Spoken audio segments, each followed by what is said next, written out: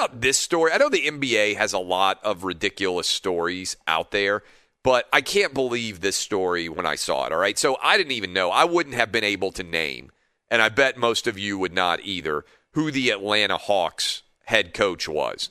And I've made this argument before, and I'm sorry, Atlanta area sports fans, but I think there's a strong argument that the Atlanta Hawks may be almost the most irrelevant pro franchise in the history of modern history of American sports. Like if you go back to, and I say modern history because I'm basically 40, you go back to like 1980 and you go all the way up to 2020. Is there any franchise that has mattered less in all of sports than the Atlanta Hawks? I mean, when you have to go back to Spud Webb and Dominique Wilkins for you to be relevant on the national stage, they've never really played in a series that matters. They've never really won anything. They don't really have much of a fan base. People don't really care about the Atlanta Hawks at all. And so I think the vast majority of you out there listening are with me, and you couldn't have named the coach of the Atlanta Hawks if I had given you 100 guesses. And the answer is not Lenny Wilkens, by the way. I think a lot of you are like, isn't Lenny Wilkens still there? No, yeah, that was like 25 years ago when they mattered somewhat. Wasn't Lenny Wilkens the coach of the Atlanta Hawks at some point? That would actually be a fun list to run through. If there's a website of former Atlanta Hawks coaches, you talk about a list of people that you've never heard of that didn't accomplish anything. There's your list, all right? So the Atlanta Hawks have decided to fire their head coach. His name, by the way, was Lloyd Pierce. And they fired him on Monday after he went 63 and 120 and couldn't get along also with his star point guard, right? So 63 and 120 in a little more than 2 seasons. Immediately, all of the different NBA coaches decided to defend Lloyd Pierce. Now, again, 63 and 120 is absolutely awful. That is not a strongly in any way defendable record, right? There's nobody out there who should be like, oh, that was really well done. We're impressed by this. So 63 and 120. But the defenses that were offered are some of the most ridiculous I've ever seen. In particular, Dallas Mavericks head coach Rick Carlisle blasted the decision by the Atlanta Hawks. He didn't come out and defend some sort of coaching success because, again, 63 and 120 is pretty awful. Rick Carlisle said that Lloyd Pierce shouldn't have been fired by the Hawks because he's a Democrat and has been influential in politics. I swear to God, this is what he said. This is Rick Carlisle.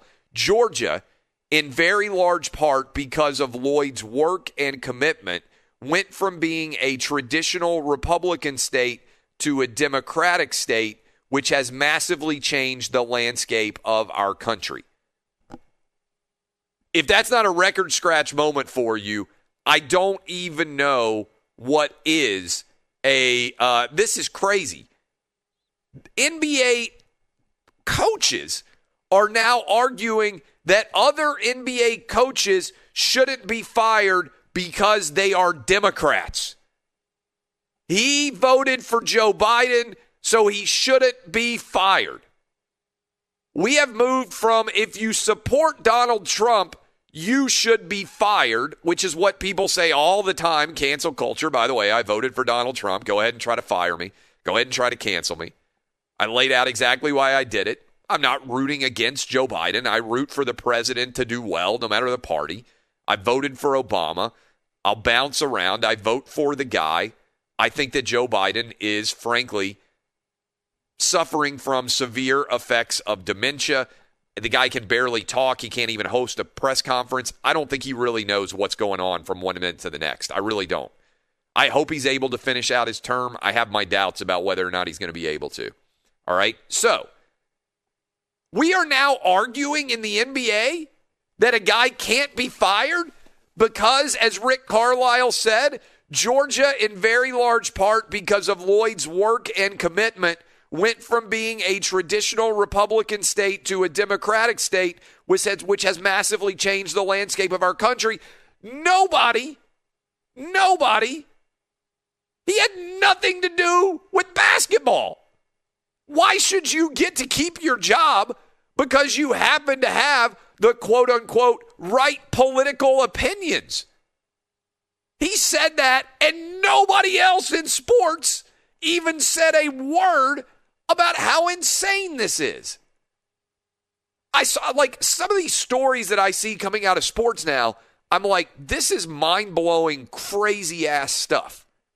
You shouldn't get fired despite doing a crappy job as a head basketball coach, which is your job, because you did something else in your private life that has nothing to do with your actual coaching job.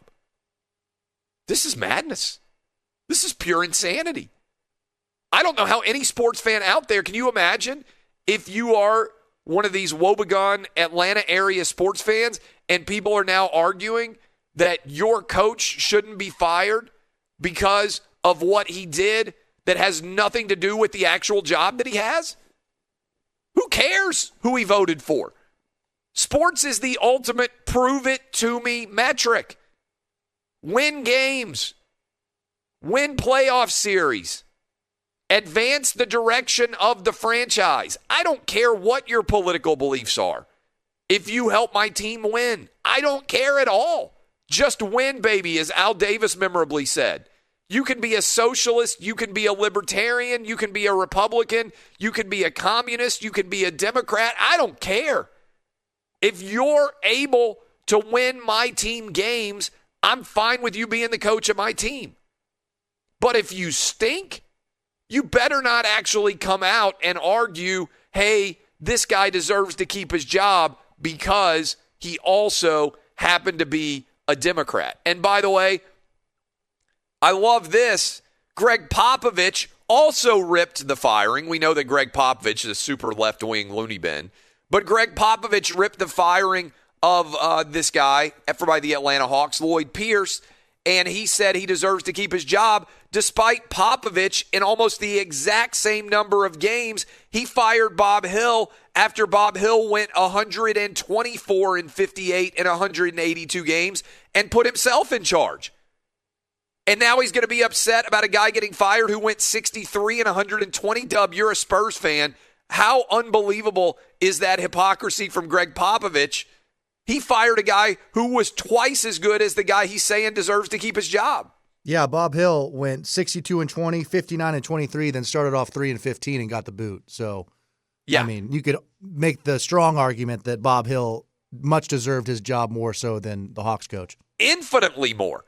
If you're going to get fired for going 63 and 120, how in the world does Popovich justify firing a guy who went 124 and 58?